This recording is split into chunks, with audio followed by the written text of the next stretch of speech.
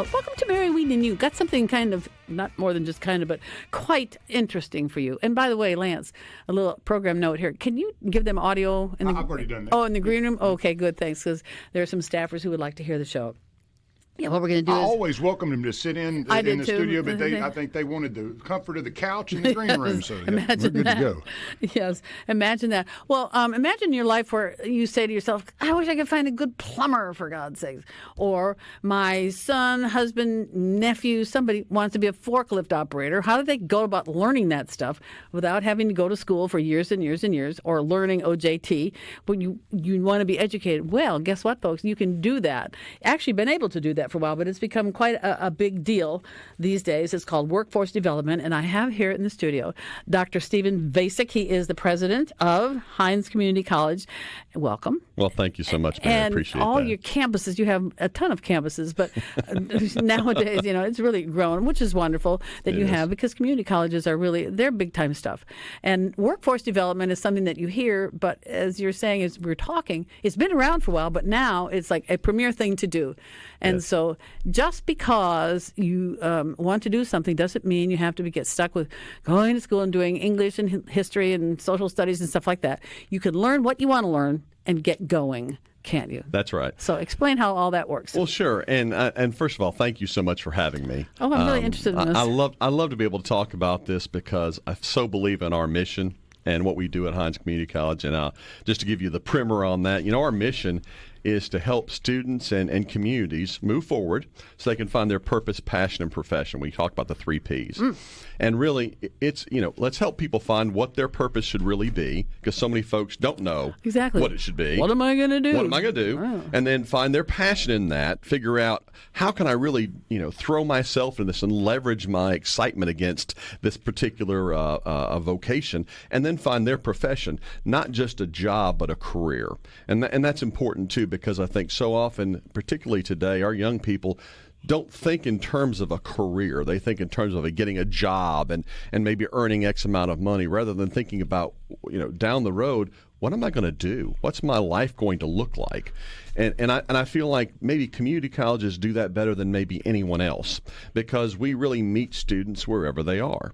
Whether it's a student who maybe didn't get a high school equivalency of some kind, they're coming back to do that, or maybe they're coming back and they're graduating high school and coming on and doing one of our programs, whether it's an academic transfer program or a career technical program, or perhaps it's a 40-year-old who says, I'm tired of the job I'm in right now.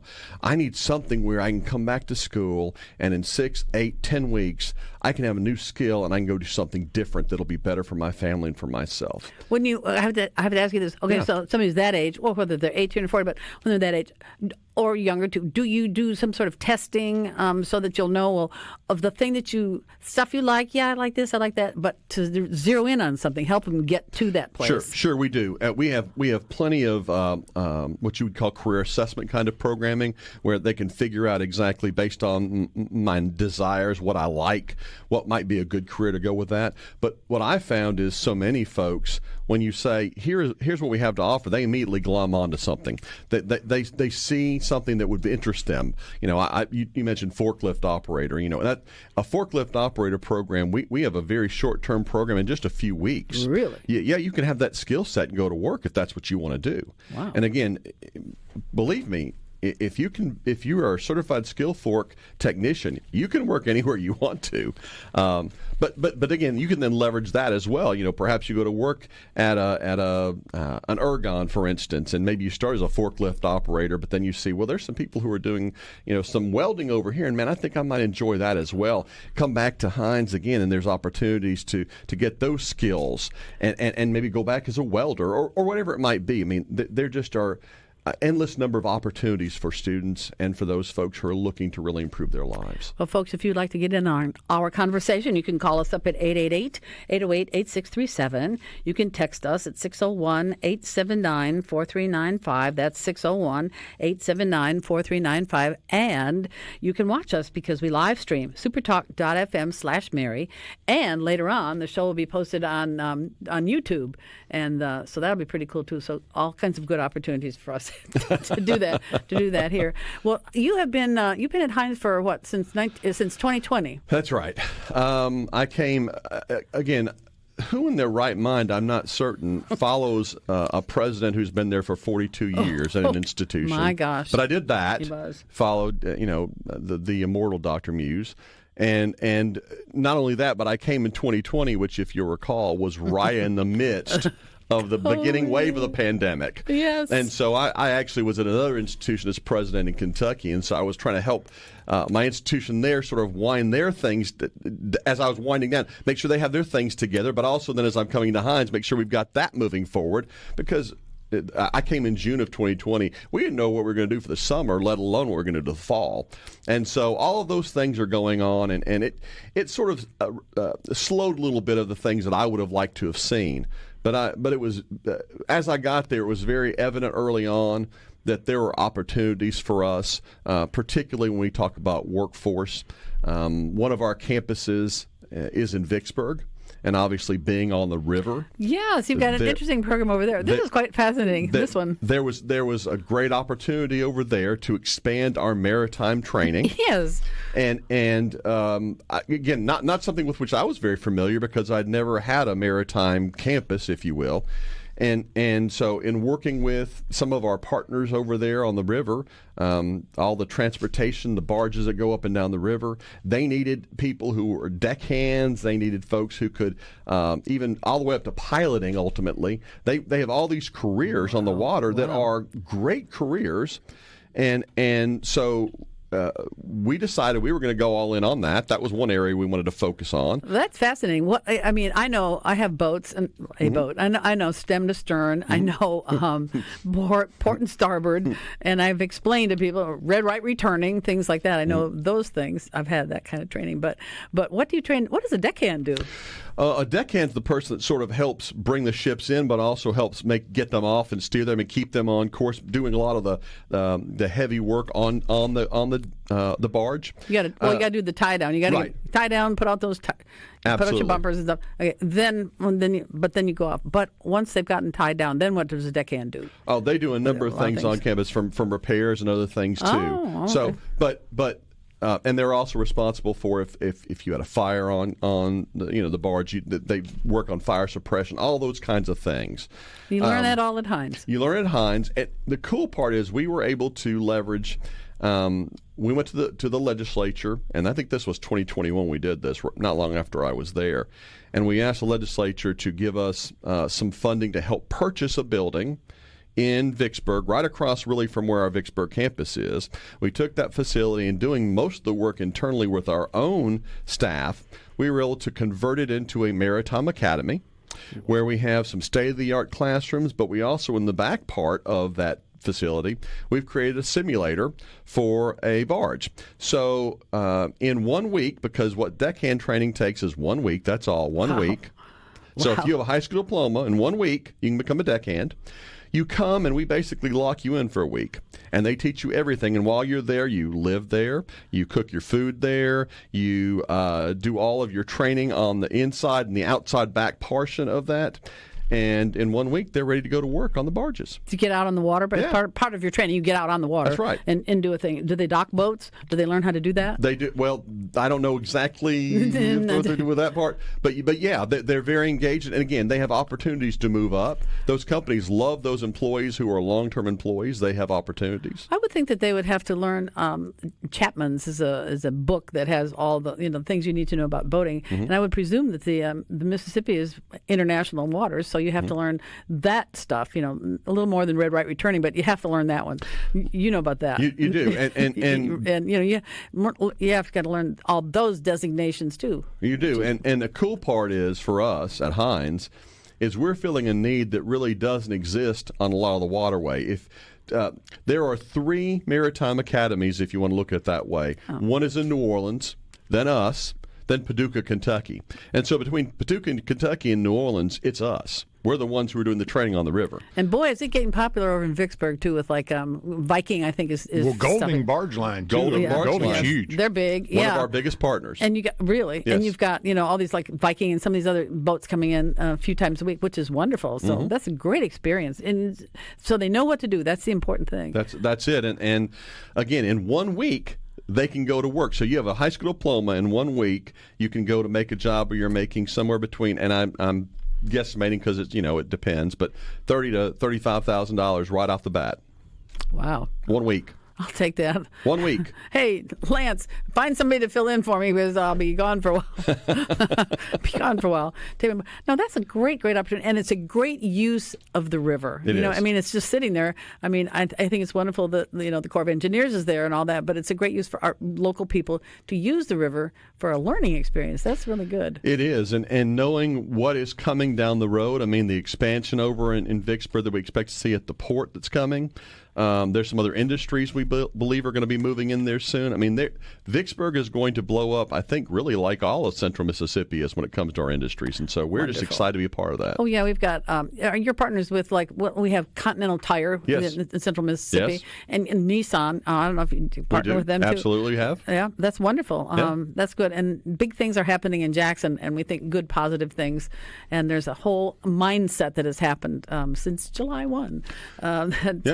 Which is a wonderful thing for Central Mississippi. But so how many students at a time do you take in for these courses? For instance, if you want to do maritime, is it a certain day, certain days, evenings, or whatever? Well, you say you lock them in for a week. We lock them in for a week, basically 24 hours a day for 7 days. And we have a small group. I think the group is limited to 15 to 18, something like that. It's a small group. And again, most of our programs, particularly our short-term programming, are kept relatively small-sized classes because you have to have so much hands-on training with those. Yeah. And so, but again, I don't want to focus just on maritime. I mean, that's certainly important. Oh, yeah. But, when I got to Hinds, and this is before. Did they have that when you came here? Well, we knew that was a need. They were already starting it, but we wanted to have that Maritime Academy, so we put ourselves into that. And we are also, along those same lines, we are a Maritime Center of Excellence. We're one of 26 or 28, I believe, in the country. We're only one of two in Mississippi, ourselves on the Mississippi Gulf Coast, and they're really on the bay side. They're on the Gulf side. So we're the only inland waterway in Mississippi that's a Mississippi for a Maritime Center of Excellence. So you have no use for the Barnett Reservoir for any of these things? No. Can't run up and down the Pearl yet. But you can't do that. No. Can't do that. No. Okay. No. You see, you don't want to cut. But still, that is a wonderful opportunity. I know that I knew that you had deckhand training, but I didn't know what all that was. So that was one, and again, that was one with which I was not terribly familiar when I got to Hinds. And then I learned, and again, not till I got to Hinds, we have our own airport. And yes, you do, don't you? I said, wow, what do we do here? Yeah. And we at Hinds, we do we teach people to fly planes. Yes. We teach people to fix planes, and we teach people to fly unmanned planes. Yeah. By the way, let me tell you, it was before your time. I did helicopter traffic for a number of years for one of the TV stations here, and we flew a Robinson R-44, which, by the way, I learned years and years later that still is the number one helicopter for crashes and fatalities. But we had an excellent maintenance crew, and one of the guys was a very young guy, and I said, well, where'd you learn to do this? He said at Hinds. I said, what? And he said they have an excellent aviation course. Yes. And he did that. And he was great. And then Robinson, the companies then add to your learning what you've learned, because you'll have to learn certain things about certain planes. But yeah, that guy was really good. That's where he learned it. Yeah, and again, I had no idea what the need was in the aviation industry, but you have so many folks who are aging out in the avionics side and in the repair side, and even the pilots are aging out, and so we're really fitting a need. And again, our students can come through and get their private pilot license. They can come through and learn how to work on all of these planes, and which again, they're going to work and making solid money in these jobs. And with the drone technology now, it's not someone doesn't come in and get a degree necessarily or certificate in drone But what they're going to do is they're going to go back to their particular industry, whatever that is, and employ that technology. So if they're in agriculture, for instance, they're going to use those drones to be able to look at their fields and see, well, this one is in need of more water. This one needs herbicides here. Do all of those kinds of things. With the energy industry, and they're going to go out and be able to look at these power lines without having to go actually climb the poles and see what's the problem here. Do I need to go? Do I not need to go? What do I need in terms of the equipment to take with me? And it's much more cost effective because instead of taking a Bell helicopter with people to look at that stuff, hey, you get your drones. Your drones will do it quicker, better, cheaper. And more safely. Because yes, if absolutely. something happens, I don't lose a life. Yes, absolutely. Yeah. Yeah. Wow. Now, is that part of workforce development too? Yes. The drone program, really? We do that. We do that as part of our non-credit programming. Certification. You get a certificate. That's right. Yeah, that's what's really good. I have a roofer who uses a drone. I don't know where he learned to use it, but I could hear something wasn't right by my chimney, and it's a tall roof. And I called him and I said, well, what do we do? I'll be right over. So he brought his drone. He got a very high dollar drone. I mean, it's a really big deal. He put his drone up and he just put it, flew it right over, and that metal stuff that's around. He knew, there's where it is, right there. See, you're flashing. It's flashing. Is that what it was? And he goes, "There's the thing." Oh, okay. So then he went up and fixed it. But it's like, well, that was a logical thing to do. Oh, absolutely, 100%. And I will also tell you, we do a lot of training with drones for the Corps of Engineers. And so they come to Hinds, and we do the training for them. So again, we're partnering with our agencies around the state. And I feel like that's important. Some of them? What are some of the agencies? Some of the companies? Can you say? Oh my gosh, company-wise, there's a bunch of them. Well, you already mentioned Golding. Well, I mentioned Golding Barge, of course. Yazoo Towing. If we talk about on the water, there's some more down there. We have a great relationship with Empire Stribling Equipment, Empire Trucking Stribling Equipment. We have a diesel mechanic program that we work with them. They have actually helped us to put together a diesel technology academy. Wonderful. Where and we teach that. We'll hold on because we're going to take a break here. We'll come back after the break. Perfect. This is Dr. Stephen Vacik. He's president of Hinds Community College. He's just really pumped up about these things. Can you tell? Well, why not? This is good stuff that's going on. And it's so helpful for the workforce out there, for people who, again, don't know what you want to do. Hey, here's some things that you can do. And you can do them quickly, and you don't have to waste a lot of time in things you don't want to do. So we'll be back. Stay with us here on Mary Wieden and You. Dr. Stephen Vacik, he's rocking. He and Lance are just rocking to this music. Welcome back to Mary Wieden You, because Hinds did a big thing last night. What did they do? Well, we had a big football game last night. Again, the great thing about community colleges in Mississippi is we're so comprehensive, and we have our athletic programs there that give students opportunities to come to school and trade off that skill for an education. And our football program this year, we have a new coach, Chris Jones, who's doing a fantastic job. And our team is 4-1 right now. And whoa, good. If we had missed a couple kicks in one ball game, unfortunately, we'd probably be 5-0. But last night we played East Central Community College over in Decatur and beat them 48-2.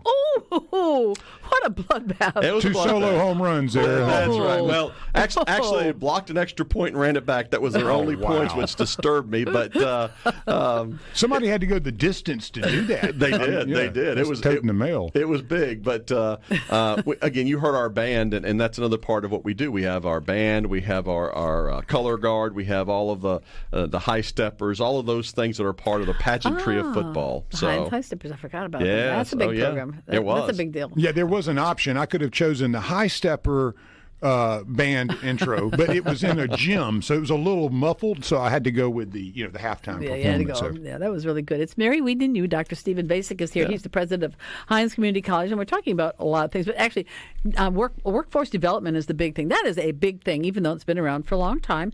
If you have questions or comments, 888-808-8637 is the phone number.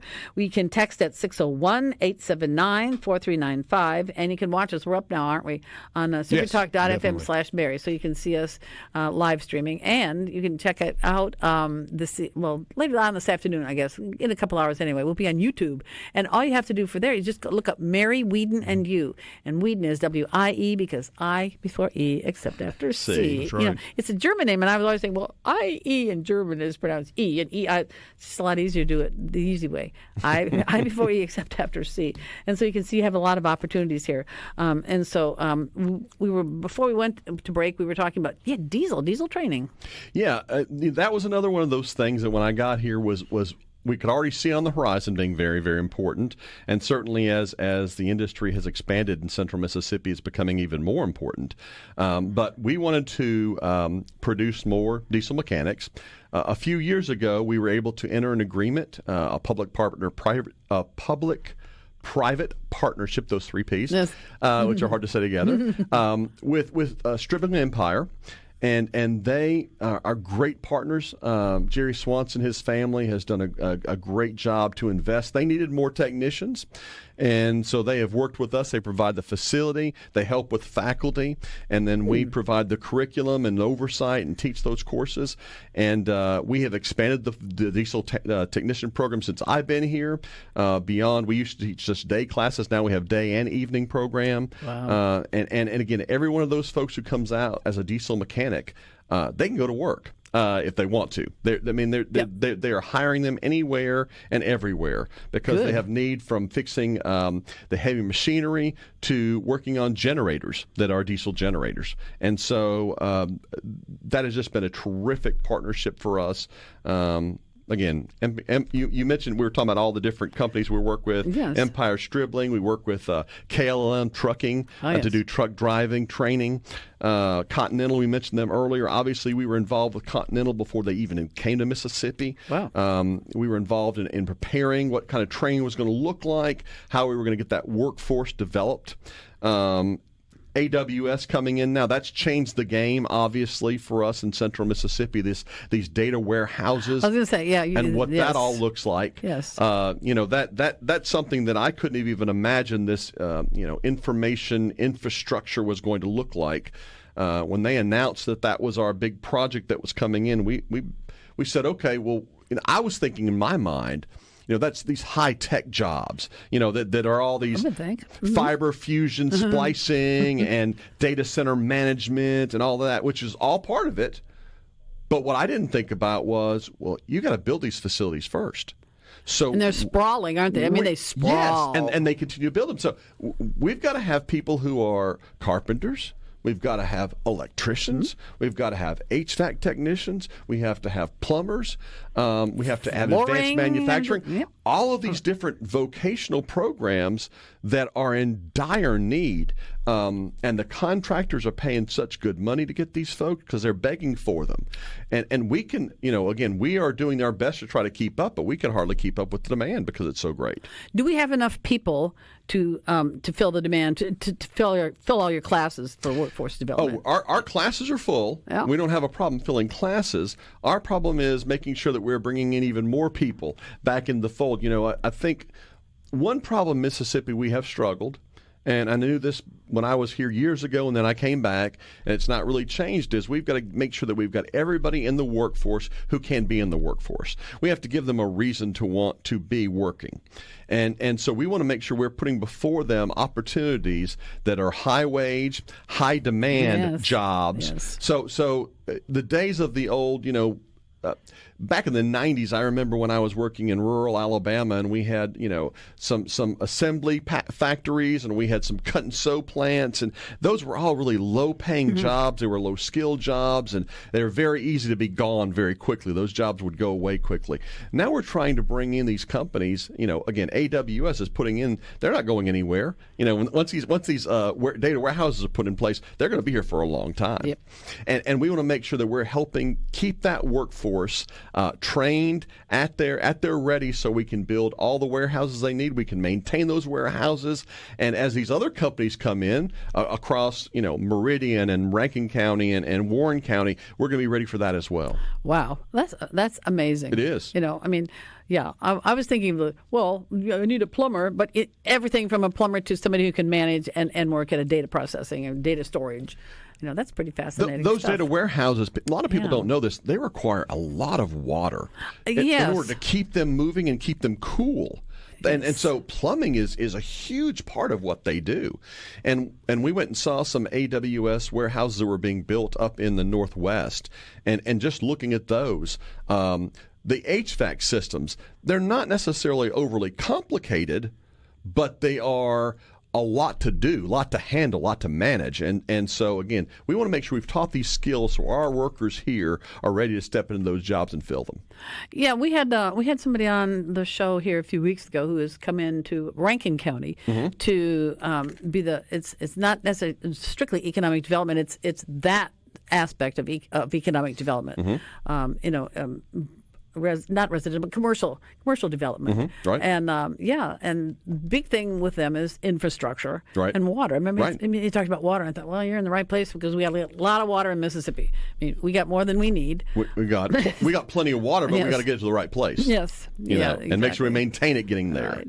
So do you work with them too, like the economic development people, or the companies that have come in because of their work? Both. We work with the companies, but because we want to make sure that we are providing the skill sets that they need.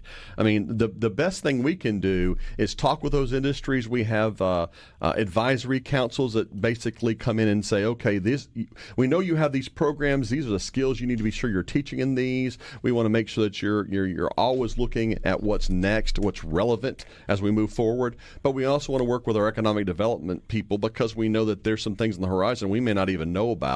And I want to know, if we have a company coming in 2 years, I want to be ahead of the game. I want to make sure if there's a new skill that I need to be training for that I'm doing that now. All you have to do is say, here's what we have. Right. Yeah. What are they looking at? More high-tech computer things? I think a lot of it's going to be computer and high-tech. And again, we're trying to, there's so much with the IT piece that is beyond my brain. Yes. But, AI has become such a huge piece. Are you working with AI? Oh, absolutely, 100%. We're trying to incorporate AI technology into all of our programs and figure out how we can both teach that to our students, but in a practical way, how can we employ AI? We don't want to get into necessarily all the different facets of developing AI or all this. We want to figure out how, since we have it, how do we use it? Do you do robotics? We do, absolutely. Oh, okay. 100%. Oh, wow. So that's robotics and AI. Just give me a robot, put some AI, and off I go. We have 65 different career technical programs. Wow. And that doesn't include all the short-term programming we do because, again, we're trying to develop what is needed by industry. You tell us what the high-wage, high-priority areas are. I mean, the state's laid out. I have this on my list here. There are 6 priority sectors for the state of Mississippi: advanced manufacturing, agriculture / logistics and construction, energy, healthcare, information technology, and finance. Mm-hmm. And for Hinds, transportation logistics, we are knee deep in that. From I already talked about our diesel mechanics to our truck drivers. We have a logistics program where we're helping people design how we map out those programs. So if you're a new company's coming in and they need to figure out how do we logistically put this new factory right here, how do we outfit it, how do we make sure that when things are delivered they get to the right place, that's logistics. And wow. We have that program. Advanced manufacturing, we've been doing that for years, so that people who go to work in these factories are ready to work on these machines, but also again to be able to produce these things. Healthcare. Yes, tell me, you're doing something new with healthcare coming up, right? Oh, we're okay. So when I got to Hinds, obviously we're in the Jackson metropolitan area, which is the heart of healthcare for all of Mississippi. So how do we better serve our hospitals and our clinics and all the things that are going on here? Because it's proliferating. Yes, it is. Beyond the hospitals, you have all these clinics and all, GI and spine centers and outpatient surgical centers, all these things. So we knew we had to produce more nurses and sonographers and radiographers and physical therapy assistants and all these different nursing and allied health programs. So when I first got here, the facility we're currently in, our health sciences campus, is essentially 45 years old almost, and that campus, first of all, the building is sinking. Where is that? It's in South Jackson, but the building is kind of it's aging out. Yazoo clay. Yeah, it's yazzing out. Yep. And it's also not, in terms of size-wise, it's not big enough for what we need. And so we began to have some conversations not long after I got there, and I said, okay, look, we've got to have a facility that meets the needs going forward. And so we began to have conversations with Rankin County, We began to have conversations with our legislators, with folks at the hospitals in our area, and fast forward the tape. We were able to get some money set aside from the state legislature. The majority of the money's from Rankin County. And right now we're in the process of building about a $45 million brand new health sciences complex at the Rankin campus. Oh, just hold on that. Yeah. We'll be right back. You're talking with some Rankin County people here in the studio, too. We'll be right back with Dr. Stephen Vacik, president of Hinds Community College. Don't go away. Welcome back. Time's a flying. It always does on this show. I've got Dr. Stephen Vacik. I can't believe I've been doing this show for all these years and you haven't come on the show. Because you are just, you just really obviously love what you do. You have to. I do. But it shows, and that's wonderful. And when we went to break, we were talking about, because Lance is Rankin County, I'm Rankin County. In fact, one time I had to say, during the election period that we had in the spring and the early summer, I had to say to people, no, we are not the Rankin County radio station, but we just had a lot of things going on in Rankin County that we needed to get to. But the Hinds is building something now in Rankin County, or gonna? We are. We have a campus in the Rankin in Pearl. And that campus has been there for many years, and a lot of people refer to as our Pearl or our Rankin County branch, but it's not a branch; it's a campus.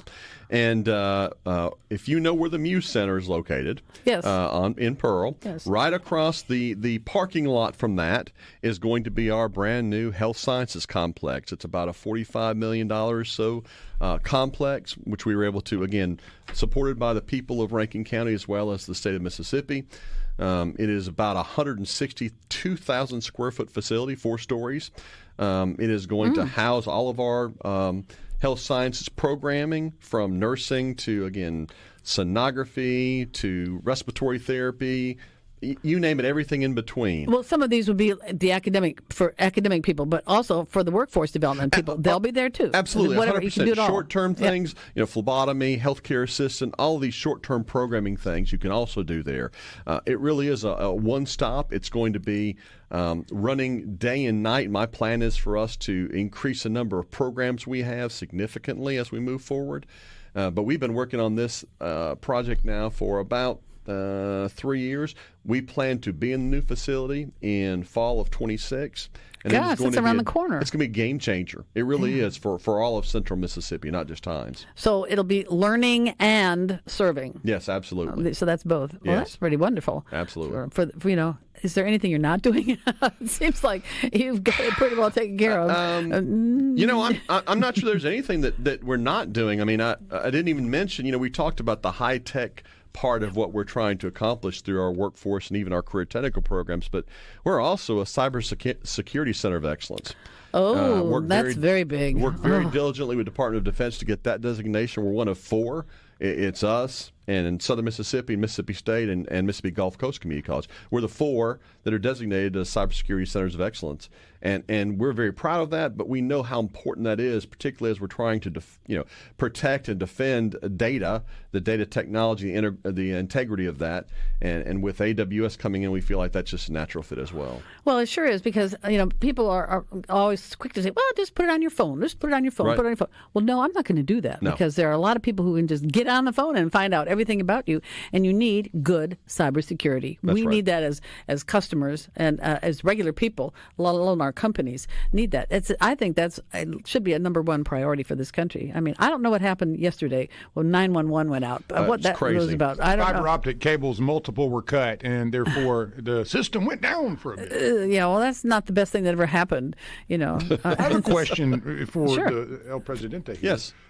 As we've seen much more of the automation and air flight, you guys have your own runway. I've been researching quite a few stories over the last few weeks of Chinese companies and others have created flying vehicles. They're generally, propeller based and kind of, but, it's interesting as we move into that, obviously, that's going to be a market. They're selling them over there already. They're already talking about it. How do we position ourselves, especially an institution as yours that is in the middle of everything that's going on? Obviously, there may be something coming there. Have you heard or seen anything of this? I have heard, but not heard from local folk yet. My understanding is, of course, that we're continuing to be very much involved across the world in all the air shows that are going on, and I'm sure we're having those conversations. I know that we've had some delegations that have made treks to the Asian markets to try to bring in folk. In fact, we had a group of foreign journalists, business writers, who came to our Hinds campus just about 2 weeks ago and interviewed us and talked with us about what we're doing and why their countries, Denmark, Dubai, and Singapore, should consider doing business in Mississippi. Oh, and so wonderful. We felt really very positive about that, working with MDA on that. And I think that when the time comes, as we have those opportunities, it's just a natural fit. It's going to be an opportunity for us, just an extension of what we're already doing, really. Well, I must say, if people can't drive cars on the roadways, how in the world are we going to be putting them up over here? I mean, I would like to have one of those, however. Well, you were talking about afraid. information safety, tech safety, and all that. These are going to be big pieces of that as well, because you're not going to be hovering 20 feet above something.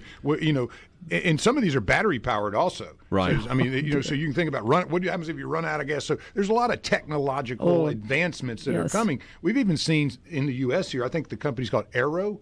They're selling theirs for about $120,000 to $150,000. And I've seen a couple demos. They're single seaters, and they hover up, and they can go. I mean, they're interesting. Go wherever they want to go. So, but I mean, it just yields to that question is like, how do we deal with that traffic? Because the point you made, Mary, is very valid. Can you imagine somebody throwing their Coca-Cola can out at 20 feet? Be real nice. Real nice. Absolutely. By the way, we haven't talked about one important aspect of all this, which is money for a student to pay for workplace development, whether it's plumbing or it's maritime, whatever. How costly is it to do workforce development training? Oh, gosh, that's a loaded question. We don't have time for all that. Well, let me start by saying this, because I should have said this earlier. I feel very fortunate in Mississippi that we have such great state agencies and partners who are also willing to step up and help us. Oh, okay. From the State Work Investment Board to Accelerate Mississippi, which is the workforce arm of the state, to the Central Mississippi Planning and Development District here in the central part of our state, all of whom help provide monies, help provide support for what we're doing.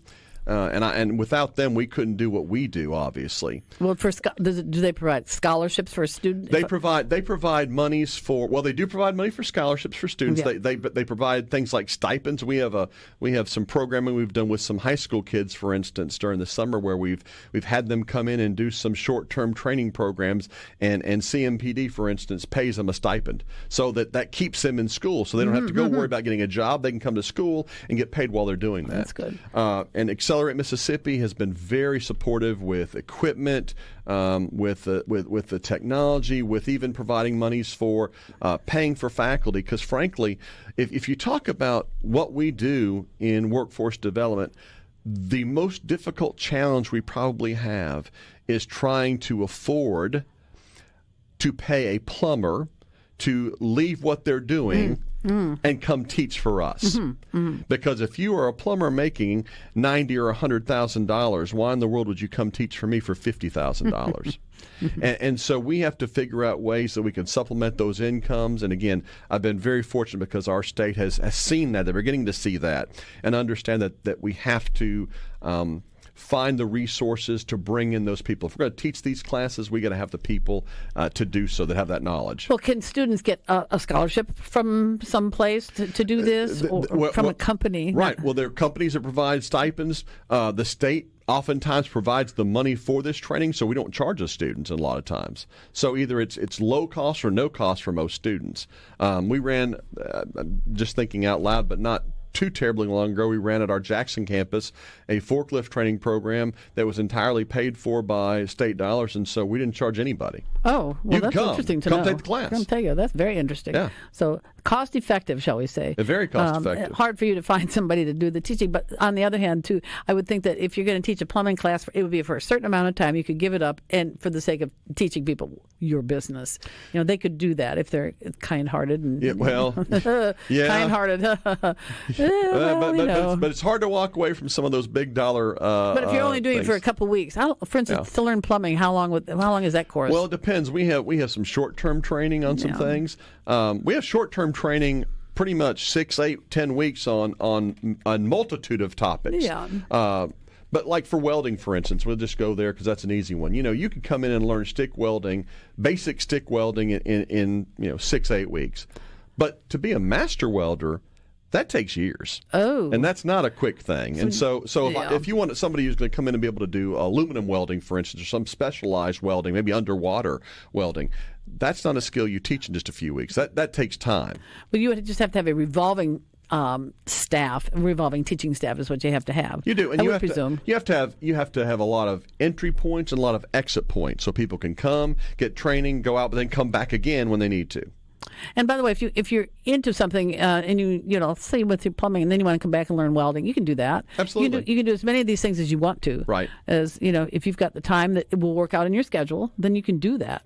Which is a pretty good thing. And some companies are willing to pay for it. Also, 100%. I mean, you got to get ahead of that. But they're definitely out looking for employees, and they will pay.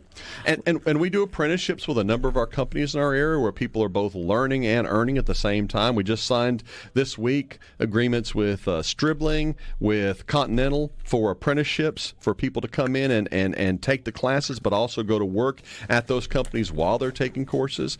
And that's becoming the standard. That's not just something we're doing on the off. Well, we're out of time, but one quick question: Sure. So how does somebody get more information? Go to the website, Hinds. Yeah, go to the website hindscc.edu. Or go to 1-800-HINDS-CC. That's our number, 1-800-HINDS-CC, and we can answer any questions you might have. Sounds good. Dr. Stephen Vacik, really enjoyed this. And here's the big song that we play. See, we talked about some very cool things today. I really appreciate it so much. Thank you. All right, everybody, have a good weekend. See ya.